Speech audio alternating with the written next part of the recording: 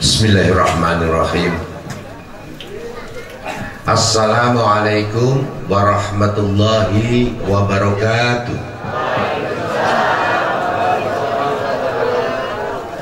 Alhamdulillah wa syukurillah wa la hawla wa la quwwata illa billah. Asyhadu an la ilaha illallah wahdahu la syarika lah wa asyhadu anna Muhammadan abduhu wa rasuluh la nabiyya ba'da. Allahumma sholli ala sayyidina wa maulana Muhammadin wa ala alihi wa ashabihi ajma'in. Amma ba'd. Yang kami hormati para kiai, para masyayikh, Bapak Ibu hadirin sekalian, mohon maaf tidak bisa saya sebutkan satu persatu, tapi di sini komplit. Di sini ada ulama dan umarok. Semoga majelis yang mulia ini diridhoi oleh Allah Subhanahu wa taala. Amin. Dan saya mohon maaf kalau saya tidak pakai masker karena saya sudah divaksin 9 kali, Pak. Yang 3 kali vaksin COVID-19, virus COVID-19. Yang 6 kali vaksin virus ideologi radikal. Dan saya yakin kalau jamaah Nahdliyin, ya, apalagi para masyayikh, para kiai udah pasti imun lah dari virus-virus radikalisme. Saya hanya akan mengingatkan saja nanti bagaimana mereka cara memapar dan apa kaitannya, relevansinya dengan misi utama Rasulullah SAW, karena kita sedang Maulid Nabi, memperingati kelahiran beliau. Dan saya sedikit koreksi tadi Pak Kiai, Pak Kiai Ishak tadi, ya, beliau manggil saya Kiai itu salah besar. Saya bukan Kiai, bukan Al Ustad, yang tepat Al Polisi Al Densus, ya. Ya, kalau nama saya kan Ahmad Nur Wahid, karena keluarga besar saya kiai, ya, maka saya kan orang Jogja. Dulu waktu kecil sering dipanggil Gus gitu loh, sehingga saya sering dipanggil sekarang Gus Jenderal. Kalau kiai belum derajatnya saya. Kenapa kok nggak Gus Nur, kan gitu ya. Kalau Gus Nur itu udah dibajak gitu loh.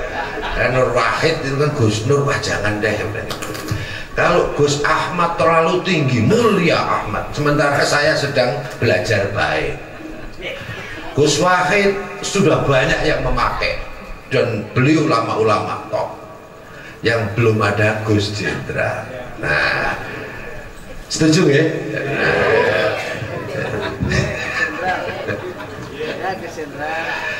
Saya hanya dalam kesempatan ini akan mengingatkan kepada kita semuanya sesuai dengan tugas saya. Saya di bidang pencegahan radikalisme dan terorisme sebagai direktur di BNPT RI. Apa relevansinya antara teladan Nabiullah Muhammad Rasulullah SAW dengan fenomena radikalisme dan terorisme? Kalau kita bicara terorisme, itu adalah tindakan atau perbuatan yang menggunakan kekerasan atau ancaman kekerasan yang menimbulkan suasana teror dan rasa takut secara meluas di masyarakat. kemudian menimbulkan korban jiwa, menimbulkan kerusakan dan atau kehancuran terhadap fasilitas umum, fasilitas lingkungan hidup, fasilitas internasional, objek-objek vital dengan motif. Nah, ini motifnya 3 nih. Motifnya itu ideologi, politik, atau gangguan keamanan. Dan terorisme ini semuanya dijiwai oleh paham radikal atau radikalisme atau ekstremisme dalam terminologi asing. Nah, kebetulan yang marak di Indonesia ini adalah radikalisme, terorisme yang membajak atau mengatasnamakan agama, khususnya yang mengatasnamakan Islam. Nah, radikal terorisme yang mengatasnamakan Islam, saya nyatakan Bapak Ibu sekalian, adalah fitnah bagi Islam. Ini boleh tepuk tangan. Ya, kenapa? Karena tindakannya, ideologinya, propagandanya, pahamnya bertentangan dengan nilai-nilai luhur Islam yang mewajibkan akhlakul karimah, yang mewajibkan menghormati, mencintai tanah air dan bangsanya, yang mewajibkan rahmatan lil alamin, yang mewajibkan persatuan, perdamaian, ya kan, mewajibkan menghormati, mentaati aturan undang-undang maupun pemerintah dan pemimpinnya yang sah. Itu Islam. Nah, mereka juga memecah belah umat beragama, terutama memecah belah Islam sehingga terpolarisasi. Di Indonesia itu ada istilah apa itu? Cebong, terus kadrun. Nah, ini kan melanggar akhlaknya Islam gitu loh. Dan betul enggak? Kemudian mereka ini kalau dibiarkan akan menimbulkan konflik di suatu bangsa, seperti yang terjadi di negara-negara muslim, di Afghanistan, di Suriah, di Libya, di Irak, di Yaman, di Somalia, Nigeria, dan banyak lagi negara. Sebelum terjadi konflik selalu didahului oleh maraknya, masifnya radikalisme dan terorisme yang mengatasnamakan Islam. Kemudian mereka berkolaborasi, kerjasama dengan pihak-pihak yang anti pemerintahan yang sah, dan terjadi intervensi asing. Makanya kan kelompok-kelompok radikal ini kan pusatnya semuanya di sana. Misalnya Ikhwanul Muslimin itu pusatnya di mana? Dulu di Mesir, Bapak Ibu. Setelah Presiden Nursi jatuh, kebetulan tokoh Ikhwanul Muslimin pindah ke Inggris, London. Terus ada lagi itu yang sering gelorakan khilafah, apa itu? Hizbut Tahrir, HTI. Kantor pusatnya di London, Inggris. Ahmadiyah, ya, itu juga pusatnya di Inggris. Ada lagi teroris separatis KKB yang di Papua, itu teroris juga. Kantor pusatnya di London, Inggris. Panglimanya namanya Benny Wenda, itu juga menjadi warga negara Inggris. Apalagi Syiah yang radikal, yang ekstrim, yang anti sahabat, maka disebut Syiah London karena kantor pusatnya di London. Kalau yang non muslim, yang radikal itu ada yang banyak lagi ya. Kalau di sini ada Saksi Yehova itu ya dari Kristen ya, dan mereka kebanyakan pusatnya di London. Ini yang namanya neokolonialisme. Ini adalah proksi ideologi. Untuk apa? untuk ngadu domba anak bangsa. Enggak, kalau saya keringetan kan memang diesel, jadi tambah semangat. Untuk mengadu domba anak bangsa, terutama di negara-negara dunia ketiga. Kalau dulu ada kolonialisme, betul? Begitu berdiri PBB, selesai perang dunia kedua, ya kan? Kemudian diikuti merdekanya negara-negara jajahan dunia ketiga, termasuk Indonesia.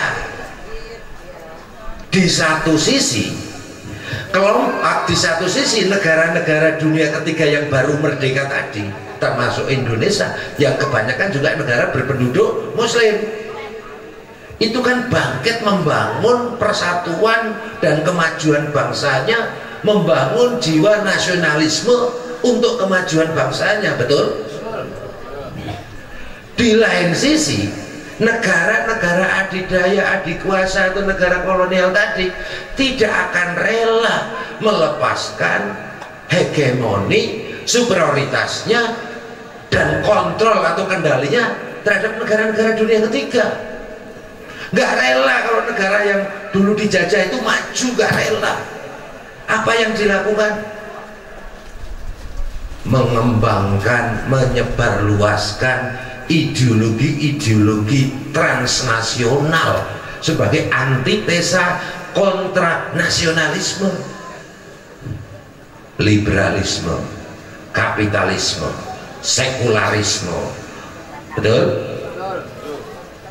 Kapitalisme yang memunculkan oligarki sehingga 1% menguasai sumber daya manusia, sumber daya alam.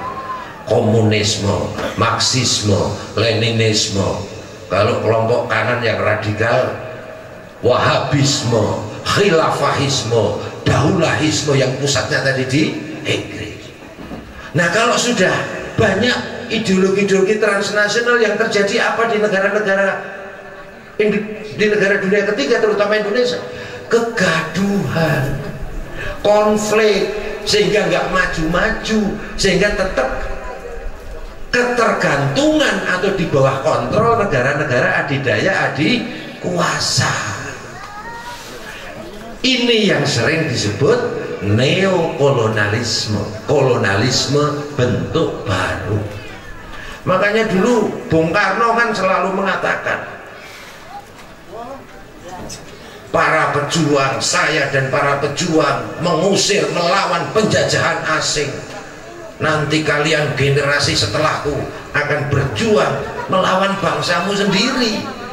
Siapa itu? Ya ini yang OTG tahu OTG. Ala innahum humul mufsiduna walakila yashmurun. Ingatlah, sesungguhnya mereka itu orang-orang yang membuat kerusakan tapi tidak menyadari.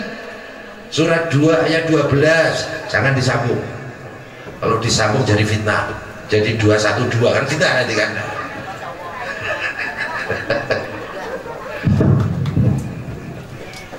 Bapak Ibu, artinya apa?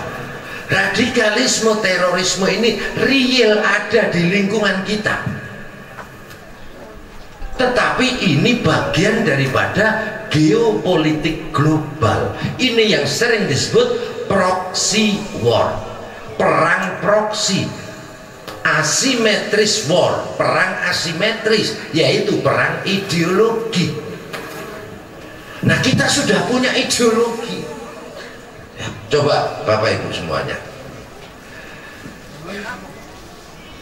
negara-negara yang sudah konflik kayak Suriah, Libya, Yaman, Irak, Afghanistan ya, ini kan sudah konflik, padahal mereka itu negara-negara yang relatif homogen. Contoh, bangsa Arab itu satu suku bangsa, satu bahasa, satu agama, dibuat konflik pecah menjadi 21 negara, betul? Bangsa Eropa itu hanya 2 atau 3 etnis suku bangsa, dibuat konflik pecah menjadi 27 atau 30 negara. Sekarang mau tambah lagi tuh, perang Ukraina lawan Rusia, itu akan berdiri lagi 3 atau 4 negara merdeka itu.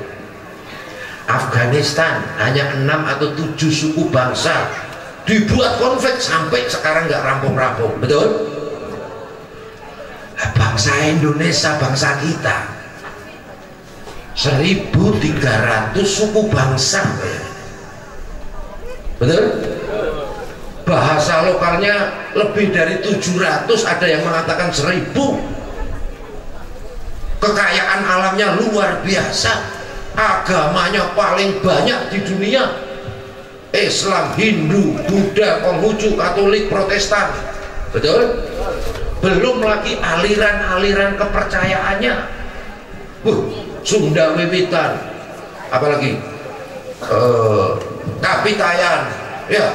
Kalau di daerah saya Jogja sana ada Darmo Gandul, Gandule Mbah Darmo, macam-macam. Guyon aja. Saking banyaknya. Ya. Dan itu saudara kita semua, dan mereka beriman, cuman tidak berislam, itu aja. Betul, makom ihsannya luar biasa. Nah, itu ada 1.000 lebih itu firqah di yang tergabung dalam himpunan penghayat kepercayaan Indonesia. Ya. Kok nggak konflik? Nah, itu waktu saya berkunjung ke negara-negara konflik itu banyak pengamat yang bertanya ke saya, negara Anda kok belum konflik? Kan marah begitu. Nah, orang normal marah nggak? Tapi alhamdulillah saya nggak marah, mengaku Jenderal Toreko.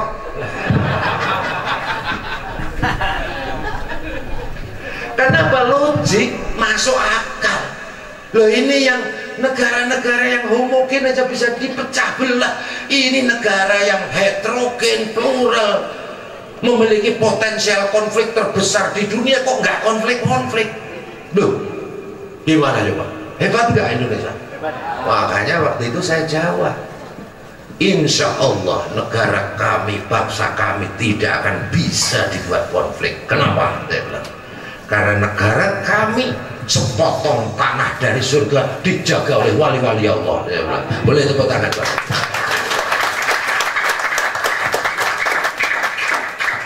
Tapi mereka itu kan orang modern ya, orang modern, profesor, dokter, orang barat.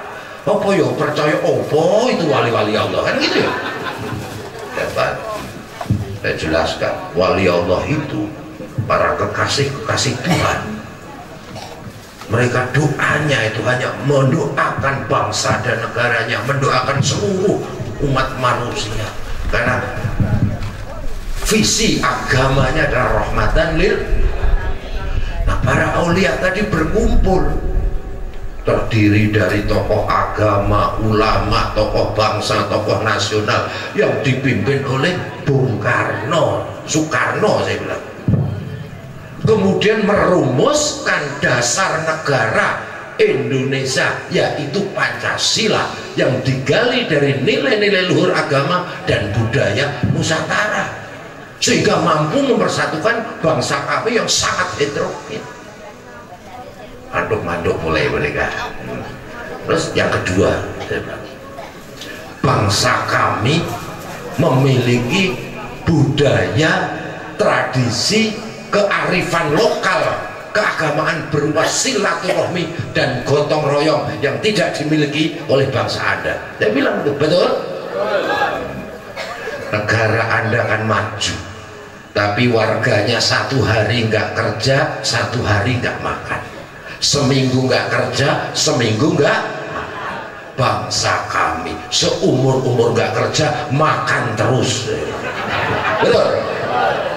Iya, kenapa? Ada kenduri, ada yasinan, ada maulidan, ada berjanji, tahlilan. Betul? Iya. Nah, makanya kalau yasinan, tahlilan, maulidan, berjanji dibid'ah-bid'ahkan, ya itu agen proksi tadi yang ingin menghancurkan budaya silaturahmi dan gotong royong. Betul? Itu proksi. Kemudian mulai beliau mandor-mandor. Yang ketiga, kami, bangsa kami memiliki civil society moderat, yaitu ormas-ormas keagamaan moderat. Ada Nahdlatul Ulama, Muhammadiyah, Matlaul Anwar, Nahdlatul Wathon, ya, baru dakwah wal irsyad, dan banyak lagi. Kebetulan kami membentuk gugus tugas pemuka agama yang terdiri dari LPOI, Lembaga Persahabatan Ormas Islam, dan LPOK, Lembaga Persahabatan Ormas Keagamaan. Nah, ormas-ormas keagamaan moderat tadi bersatu, ya, membela bangsa dan negaranya, mempertahankan bangsa dan negaranya dengan jargon hubul waton minal iman, ya. Tepuk tangan. Ya.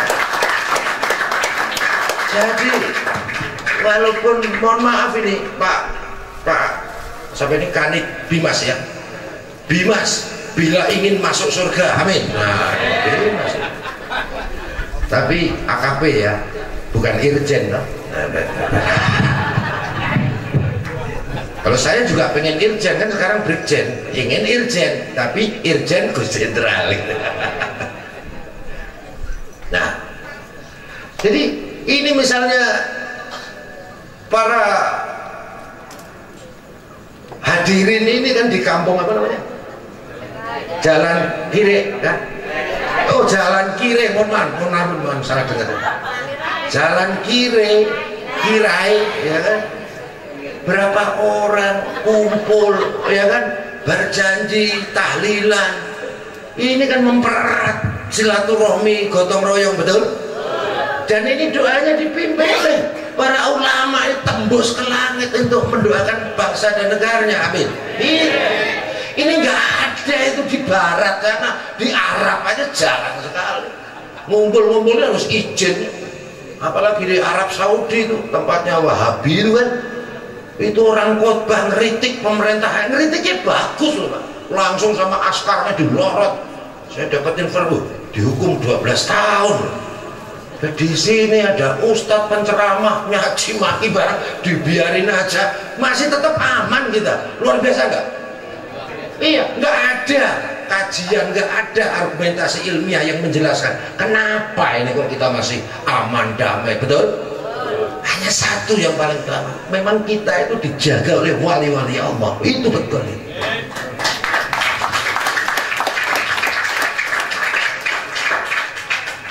Bapak Ibu semua, jadi apa relevansinya dengan laqad kana lakum fi rasulillahi uswatun liman kana yarjullaha wal yaumal akhir wa dzakarallaha katsiran. Toladannya Rasulullah adalah innama bu'itsu li utamima makarimal. Nah, kelompok radikal ini tidak mengenal makom ihsan. Jadi kalau rukun agama, ya, itu kan dijelaskan oleh Rasulullah dalam hadis ketika Allah memerintahkan Jibril alaihissalam untuk hadir menemui Rasulullah Shallallahu Alaihi Wasallam, betul?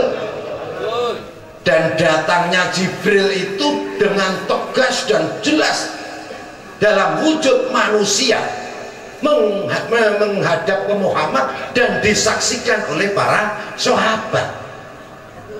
Untuk apa? Untuk menanyakan kepada Muhammad, ya Rasulullah, apa itu iman? Maka dijawab 6 rukun iman. Iman kepada Allah, iman kepada malaikat Allah, iman kepada kitabullah, iman kepada Rasulullah, iman kepada qada qadar, iman kepada kiamat atau hari akhir, betul? 6 rukun iman. Kemudian ditanya, ya Rasulullah, apa itu Islam? Maka di sini rukun Islam ada berapa? 5. Syahadat, sholat, puasa, zakat, haji bagi yang, kalau yang nggak mampu cukup niat saja sudah haji, betul Pak Kiai? Jangan dipaksa-paksakan cari utangan segala macam, nggak usah. Kemudian ditanya oleh Jibril alaihissalam, ya Rasulullah, apa itu ihsan? Ihsan kata Nabi, ketika kita sholat, ketika kita beribadah, ketika kita berdoa, seolah-olah berhadapan-hadapan melihat Allah. Kalau tidak bisa, yakin betul bahwa Allah selalu mengawasi kita, sehingga kita selalu terdorong untuk berbuat baik, berbuat mulia, dan tercegah untuk selalu tercegah dari segala kemaksiatan. Itulah ihsan. Maka oleh Allah dikatakan di dalam Al-Quran, inna rahmatallahi qoribu minal muhsinin. Rahmat dan kasih sayang Allah ada pada orang-orang yang ihsan, artinya orang yang berakhlakul karimah, berbudi pekerti luhur, orang yang mengamalkan misi utama Nabi, yaitu tadi bu'itsu li utama makarimal. Berarti rukun agama kita apa? Rukun iman, rukun Islam, rukun ihsan. Jadi puncaknya itu di ihsan. Kelompok radikal teroris Bapak Ibu nggak mengenal rukun ihsan. Misalnya Hizbut Tahrir yang sering, kalau orang NO ya sih banyak yang NO ya. Proposal itu membangun masjid, proposal membangun pesantren, betul nggak? Untuk bangun, untuk mendidik umat. Lah ini proposal khilafah, karena adu domba umat jadinya, betul? Hanya orang-orang yang khilaf di negara Pancasila, negara NKRI mengajukan proposal khilafah kan? Mereka rukun agamanya rukun iman, rukun Islam, rukun khilafah. Jadi nggak ada ihsannya. Udah percaya coba? Saya dulu juga bagian dari mereka. Dulu JI ini tempat saya dulu ini. Jamaah Islamiyah, Jamaah Ansarud Daulah, Jamaah Ansarut Tauhid, Jamaah Ansarut Khilafah, ya Mujahidin Indonesia Timur, Mujahidin Indonesia Barat, dan lain sebagainya yang masuk dalam kategori jaringan teror. Rukun agamanya rukun iman, rukun Islam, rukun jihad. Nah ini yang banyak terkenal ini, yang kemarin mau nerobos ke istana NII, ya, Negara Islam Indonesia, yang genealoginya adalah DITI Kartosuwiryo dulu, ya, yang memberontak ingin mengganti ideologi negara Pancasila. Sempalanya ada LDII dan lain sebagainya. NII ini rukun agamanya apa? Rukun iman, rukun hijrah, rukun jihad. Nggak ada ihsannya.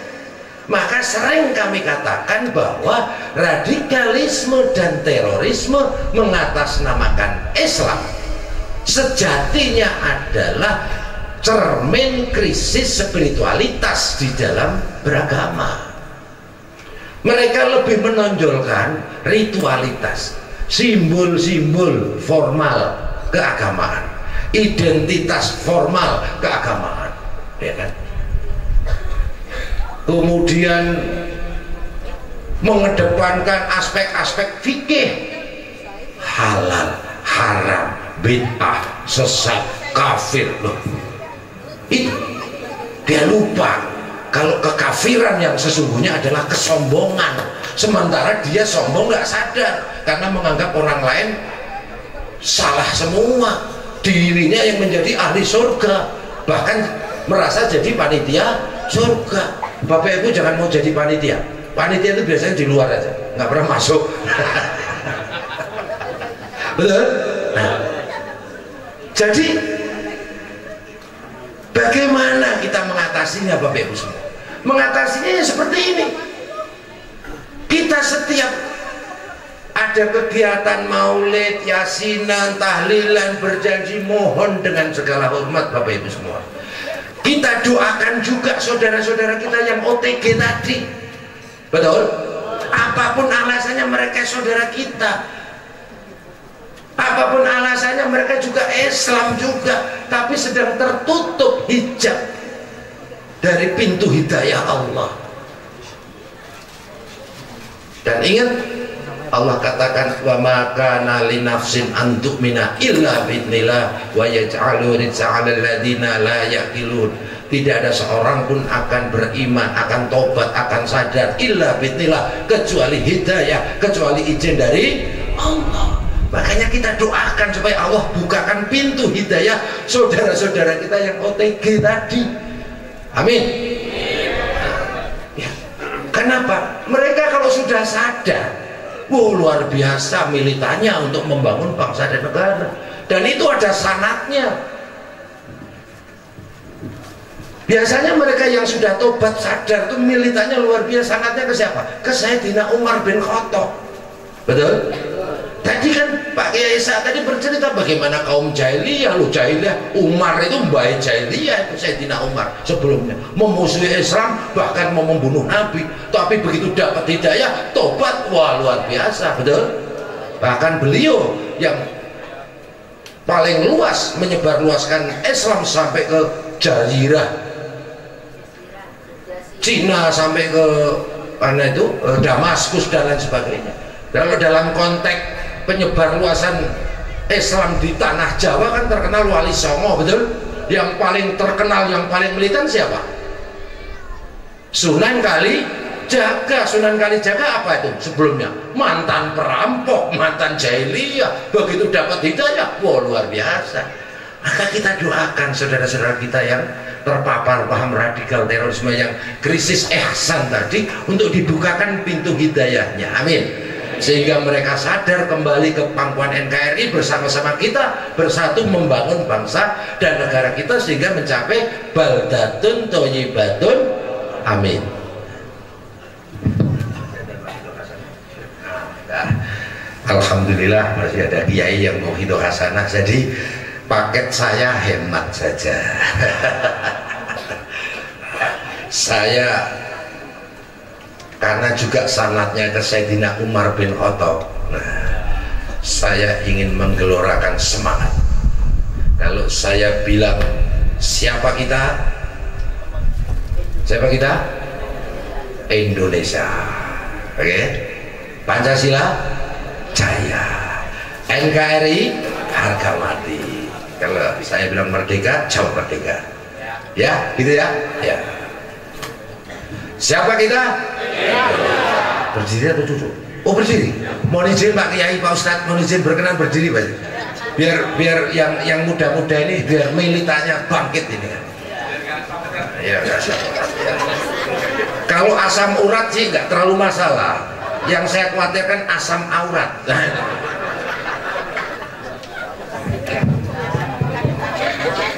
Ibu-ibu berdiri. Oh sudah ya? Oh enggak? Oh ya udah. Bismillah. Siapa kita? Indonesia. Pancasila. NKRI. Merdeka. Nah, ulangi ya. Kenapa pakai merdeka harus diucapkan? Nyun sewu Bapak Ibu, wabil khusus para mas saya. Pakai merdeka itu perintah Bung Karno dalam bentuk maklumat. Maklumat itu dikeluarkan 77 tahun yang lalu, tepatnya 1 Oktober tahun 1945. Nah, pakai merdeka itu harus dijawab. Ada yang mengatakan begini, ada yang mengatakan begini, ya kan? Ahlan wa sahlan, Bib. Ya, Bib, maaf ya. Maaf.